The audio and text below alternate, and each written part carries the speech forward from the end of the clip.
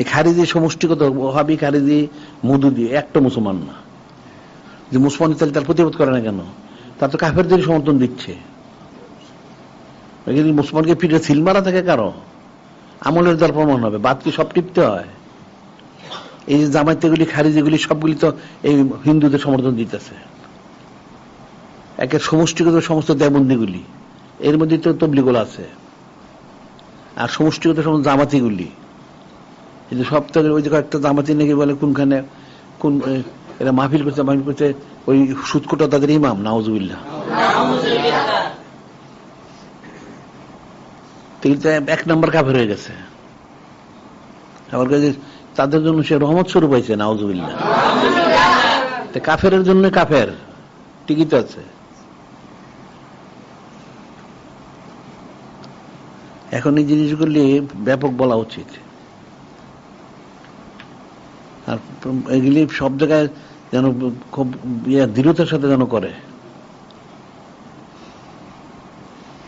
কারণ নাহলে কাফের উপর জাহান্নাম যেতে আমাদের করার কিছু নাই।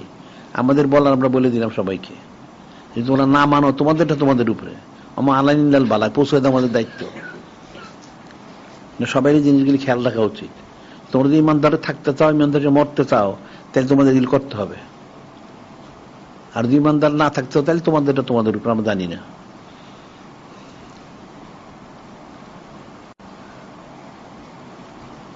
আর ইবলিসের যে ষড়যন্ত্র, এগুলি বুঝবে কোত্থেকে? বুঝবে না। সে নেকির শুরুতে ধোঁকা দেয়। ওই ধরনের কাফেরগুলি বলে যে অর্ধেক পুরুষ অর্ধেক মহিলা, এত পর্দা করলে মহিলাদের তালিম দেবে কেমনে? নাউজুবিল্লাহ। শয়তান তো শয়তানি, কিভাবে বেপর্দা করা এলা দেখো। অর্ধেক পুরুষ অর্ধেক মহিলা, তো পুরুষের তালিম দিল ঠিক আছে, মহিলার তালিম দেবে কেমনে? তো পর্দা করলে তালিম দিবে কি করে? নাউজুবিল্লাহ। তো তোর তালিমের জন্য কি বেপর্দা হইতে হবে? তুই পর্দার সাথে তালিম দিস না, নিষেধ করছে কে? তুই পর্দার মধ্যে ওয়াজ কর, মানুষ শুনুক, তাই তো হেদায়েত হয়ে যায়। যার নসিবে হেদায়েত আছে। আর যদি কেউ নসিবে হেদায়েত না থাকে, সেটা হেদায়েত লাভ করবে না।